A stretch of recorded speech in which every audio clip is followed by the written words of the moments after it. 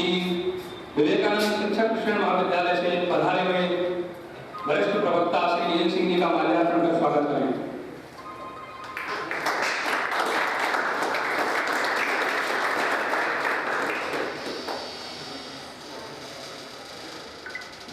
इसी मेला में श्री नरेश जी धाकड़ से आग्रह करूंगा कि इंदिरा गांधी आईपीडी के प्रिंसिपल श्री सुभाष जी का माल्यार्पण कर स्वागत करें।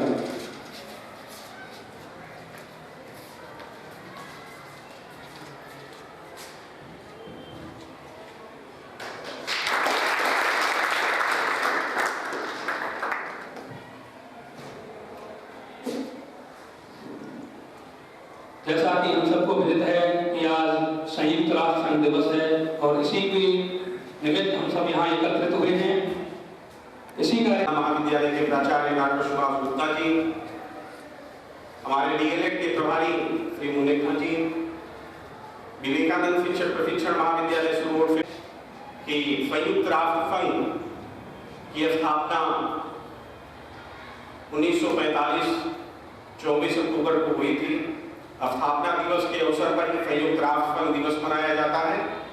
तो आज के इस पावन अवसर पर पधारे हुए अतिथियों का महाविद्यालय परिवार की ओर से हार्दिक स्वागत, अभिनंदन।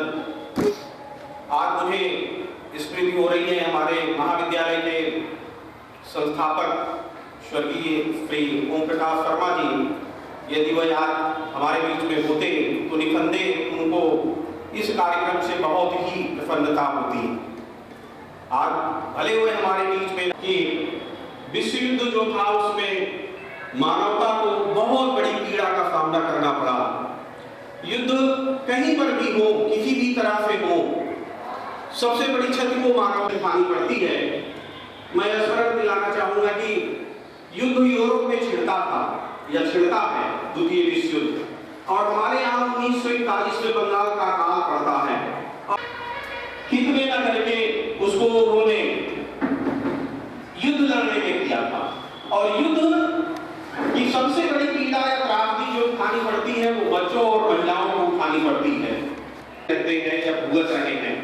तो विश्व के सभी राष्ट्रों ने ये निर्णय लिया कि राष्ट्र संघ मंच प्रदान करे जहां पर आकर के विश्व के सभी राष्ट्र आपस में अपने आपसी संघर्षों का या आपसी विवादों का निपटारा कर सके।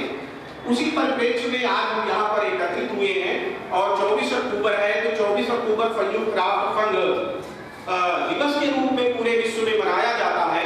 और संयुक्त राष्ट्र संघ अपनी स्थापना से लेकर आज तक संपूर्ण मानव जाति के कल्याण के लिए प्रतिबद्ध रहा है और मानव जाति के कल्याण के लिए कुछ ना कुछ ऐसे कार्य करता रहा है या कर रही है।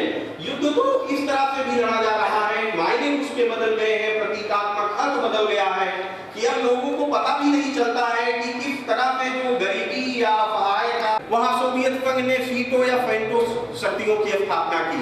लंबे समय तक शीत युद्ध चलता रहा और शीत युद्ध का महत्व ही इस बात के लिए रहा कि दोनों महाशक्तियां एक दूसरे को नीचा दिखाने का प्रयत्न करती थी। जो गरीब राष्ट्र थे एशिया और अफ्रीका महाद्वीप के और दक्षिणी अमेरिका महाद्वीप के, वो इन दोनों महाशक्तियों के जाल में फंसते चले गए और फसलीकरण की एक होड़ शुरू हो गई। अगर हम अपने ही देश के संदर्भ में देखें तो आज रक्षा सौदों को खरीदने में हम इतना ज्यादा धन लगा रहे हैं कि जो धन हमें शिक्षा पे, विकास पे या कृषि विकास के लिए खर्च करना चाहिए उसे हम शस्त्रों की होड़ में लगा रहे हैं। तो हमारा ये उद्देश्य है कि आज हम संयुक्त राष्ट्र के कार्यों पर, उसके संगठनात्मक स्वरूप पर चर्चा करेंगे। जैसे हम एक बात देख सकते हैं कि किसी भी संगठन की बड़ी आसानी से आलोचना की जा सकती है और ये कहा जा सकता है कि वो अपने कार्यों में सफल नहीं हुआ है। संयुक्त राष्ट्र संघ की स्थापना के बाद विश्व में कोई बड़ा युद्ध नहीं हुआ, कम से कम ये संयुक्त राष्ट्र संघ की सफलता मानी जा सकती है। छोटे छोटे युद्ध हाँ अवश्य होते रहे हैं, लेकिन विश्व युद्ध जैसी या बड़े युद्ध जैसी कोई स्थिति नहीं आई। ये भी संयुक्त राष्ट्र संघ की सफलता है।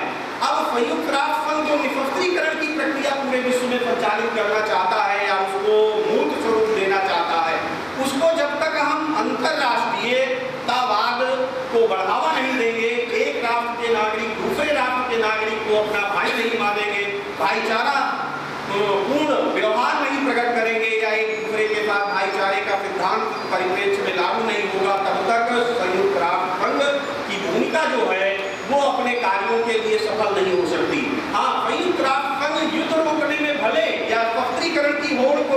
में भले असफल रहा हो, लेकिन संयुक्त राष्ट्र संघ की जो सबसे बड़ी विशेषता है कि विज्ञान और तकनीकी के ज्ञान के क्षेत्र में संयुक्त राष्ट्र संघ ने अपने विभिन्न संगठनों के माध्यम से, जैसे यूनिसेफ है, यूनेस्को है, वर्ल्ड बैंक है, अंकटाक है, इनके माध्यम से बहुत उल्लेखनीय सफलता प्राप्त की है। यूनेस्को जिसका ध्यान चाहिए, शिक्षा प्रदान करने में खर्च करना चाहिए, वो हम शस्त्रों को खरीदने में कर रहे हैं। तो आइए कुछ हम ऐसा करें जिससे कि आपके देश की भी जनता और हमारे देश की भी जनता का कल्याण हो सके। एपीजे अब्दुल कलाम ने, परवेज मुशर्रफ ने कहा था, यदि हम दोनों अपने 1/3 रक्षा बजट को कम कर दें तो निसंदेह हम अपने देश की जनता को गरीबी के चक्र से बहुत तेजी के साथ बाहर निकाल सकते हैं। छात्रों, मैं आपसे कहना चाहूंगा कि ये उसी तरह से है सशक्तिकरण की होड़।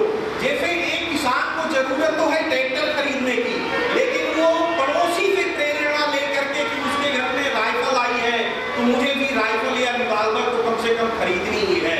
सशक्तिकरण एक ऐसी होड़ है जिसका अंत कहते हैं कभी ना कभी, और शस्त्र इस बात का प्रतीक है। और कभी कभी आज के समय में तो बहुत से पूरे विश्व का अवलोकन करें तो जितने राष्ट्राध्यक्ष हैं उनमें से ज्यादातर किसी न किसी फर्जीपन के लिए जाने जाते हैं। इनके हाथ में जो परमाणु अस्त्र संचालित करने की क्षमता है, आप कल्पना नहीं कर सकते कि अगर युद्ध हुआ तो क्या होगा, उसका परिणाम क्या होगा। 6 अगस्त और 9 अगस्त 1945 को एक त्रासदी हम हिरोशिमा और नागासाकी पे देख चुके हैं। तब से न जाने कितनी हजारों क्षमता के परमाणु बम या एटम बम बना लिए गए हैं। हम कल्पना नहीं कर सकते कि कितनी ऊर्जा उसमें से निकलेगी और मानवता का क्या होगा। मानवता वाष्प बनकर के उड़ सकती है। तो आवश्यकता इस बात की है कि हम शांति के लिए कार्य करें। शांति सदैव प्रासंगिक रही है और सदैव होनी चाहिए। हमारे यहाँ एक फिल्म का गीत बहुत पहले प्रचलित हुआ, उस पर जब कोई महान सम्राट पृथ्वी से आता है तो अपने नाम को उकेरता है और आपका नाम जो है वो अमर हो जाएगा। जब वो सम्राट गए अंदर तो उन्होंने देखा कि पूरे पहाड़ पर किसी न किसी सम्राट का नाम लिखा हुआ है। वो जहाँ भी प्रयत्न करते वहाँ किसी न किसी सम्राट का नाम लिखा हुआ उनको दिखाई देता। वो वापस लौट करके आए, देवदूत ने कहा क्या हुआ, आपने अपना नाम लिख दिया? उन्होंने कहा नहीं लिखा। क्यों नहीं लिखा? वहाँ तो पहले ही सभी जगह पर सम्राटों का नाम लिखा हुआ है। तो उन्होंने कहा आपको एक नाम मिटा कर भी अपना नाम लिख देना चाहिए था। उन्होंने कहा अगर मैं किसी के नाम को मिटा देता तो बाद में आने वाला कोई दूसरा मेरे नाम को मिटा देता, इसलिए मैंने किसी के नाम को मिटाना उचित नहीं समझा। ये भावना होनी चाहिए। हमें एक दूसरे की भावना का सम्मान करना चाहिए। मानवता कहीं पर भी हो, किसी भी रूप में हो, सब संयुक्त राष्ट्र संघ इस क्षेत्र में बहुत ही उल्लेखनीय कार्य कर रहा है। यद्यपि हम उसकी आलोचना कर सकते हैं। अगर हम ध्यान से देखें तो संयुक्त राष्ट्र संघ निरस्त्रीकरण की प्रक्रिया में भले असफल रहा हो, या हम कह सकते हैं निरस्त्रीकरण का खरगोश भले झपकी ले रहा हो, लेकिन विज्ञान और तकनीकी और शिक्षा अंतर्राष्ट्रीयतावाद से प्रारंभ होना चाहिए। हम अपने छात्रों को अंतर्राष्ट्रीयता का पाठ पढ़ाएं। महात्मा गांधी कहा करते थे अहिंसा परमो धर्मा। वो कहा करते थे यदि आजादी को हिंसा के सहारे प्राप्त किया गया तो फिर आजादी को हम हिंसा के सहारे गंवा भी सकते हैं। इसलिए अहिंसा ही श्रेष्ठकर है। और हमारी संस्कृति में तो अहिंसा परमो धर्मा का वो अपने विचारों को आपके समक्ष रखेंगे। और मैं आशा कि नहीं पूर्ण विश्वास व्यक्त करता हूँ कि हमारे छात्राध्यापकों को, छात्राध्यापिकाओं को उनके विचारों से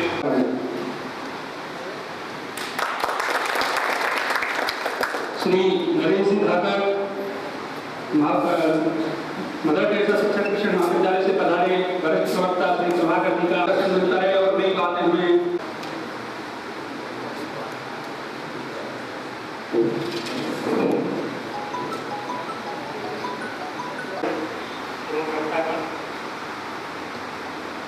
नेहरू शिक्षा महाविद्यालय के प्रवक्तागण एवं उपस्थित प्रशिक्षणार्थी, आज इस महाविद्यालय के द्वारा एक अवसर प्राप्त हुआ है कि हम अपने विचारों को आपके समक्ष रख सकें। अभी महाविद्यालय के प्राचार्य महोदय ने संयुक्त राष्ट्र संघ की भूमिका के विषय में बहुत ही अच्छी तरीके से विभिन्न कार्यों का वर्णन किया था। छात्रों का विशेष योगदान था।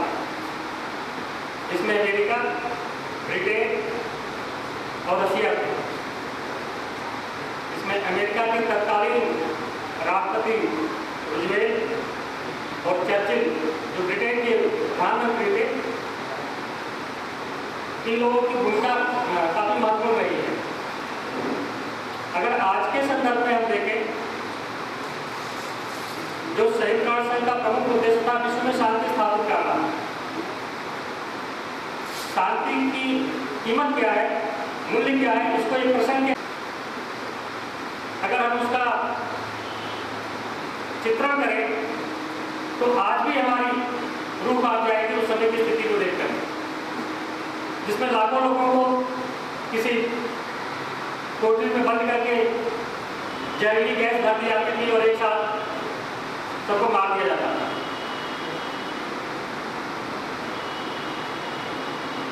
ऐसे परिवेश में, ऐसी परिस्थितियों में संयुक्त राष्ट्र संघ की स्थापना का विचार किया गया, सफल भी हुआ, जिसकी शुरुआत अटलांटिक चार्टर से मानी जाती है। अटलांटिक महासागर के एक युद्धपोत पर सबसे पहले हस्ताक्षर किए गए थे। आज के समय में संयुक्त राष्ट्र अपने विभिन्न आनुषंगिक संगठनों के माध्यम से